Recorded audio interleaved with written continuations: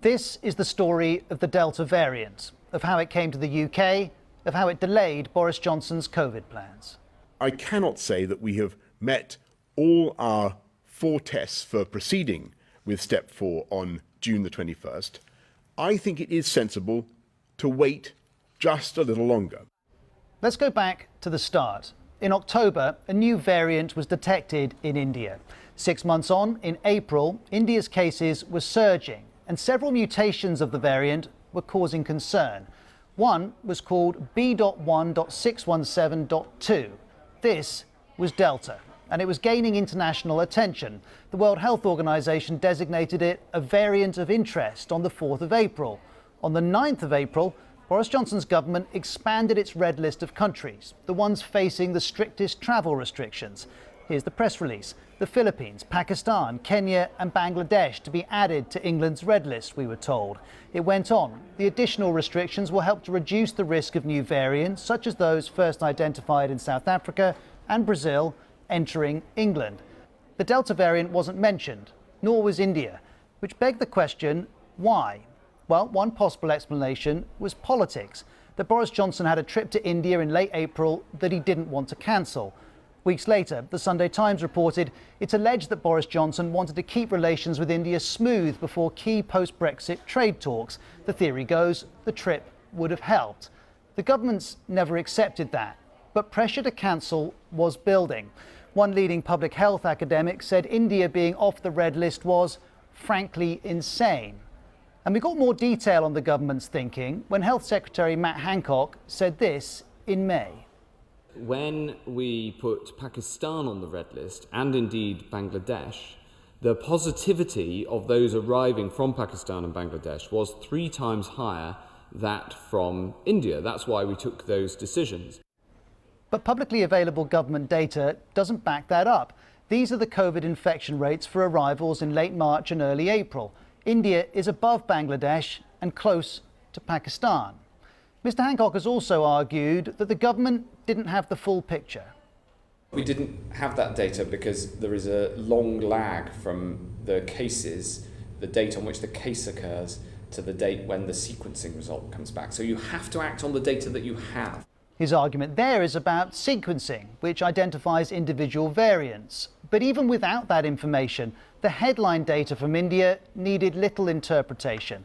By mid-April, even after factoring in population size, India was recording far more new cases a day than Bangladesh or Pakistan, though the UK government says that was in part because India was testing more.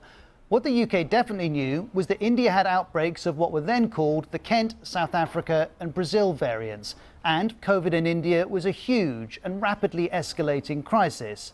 And within days, the government had changed tack. This press release on the 19th of April announced India was being added to the red list from the 23rd. It noted there is a high volume of travel between India and the UK. Certainly, there was a high volume in April. The Sunday Times estimates that 20,000 people arrived in the UK from India in the first 3 weeks of the month. Again, though, this week, Boris Johnson has defended his government. We put India on the red list, Mr. Speaker, on April the 23rd. And the Delta variant was not so identified until April the 28th. This is all true, but it's also true that the role of variants in the India crisis was known earlier in April, and that people in mid-April were urging the Prime Minister to act. And whatever the rights and wrongs of the government's decision here, Boris Johnson was following a pattern. At the start of the pandemic, he locked down England later than many European countries. In the autumn, he locked down later than his scientific advisors suggested.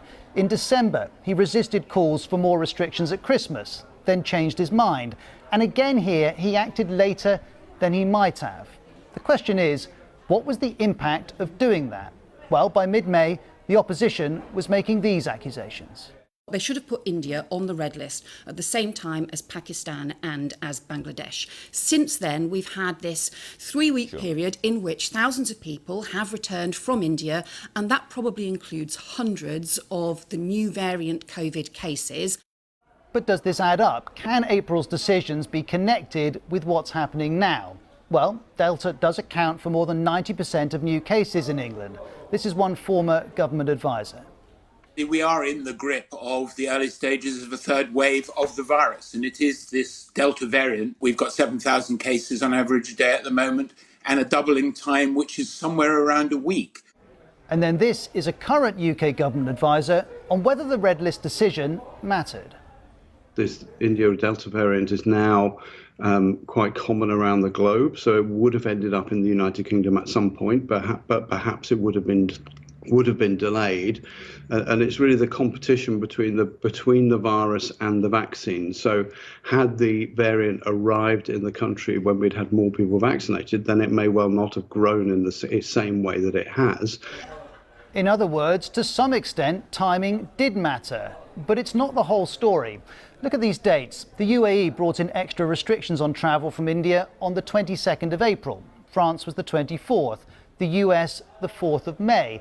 And remember, the UK was the 23rd of April. It wasn't out of sync with these countries. More broadly, the WHO says Delta is in over 60 countries. So why is the UK particularly affected?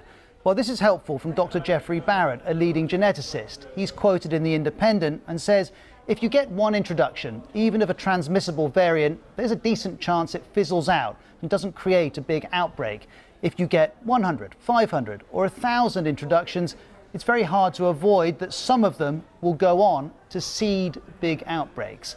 All of which feeds into the ongoing arguments over the timing of the red list decision. Arguments that have an urgency because Delta's becoming more and more of an issue. And the message from scientists is it won't be the only one. There's no question that when we have this conversation in 6 months' time, we'll be talking about different variants. And how governments manage variants will have a huge bearing on how much COVID disrupts our lives. We've seen that with Delta. It would have reached the UK anyway, but decisions in April do help to explain why England's COVID restrictions will not be eased on June the 21st.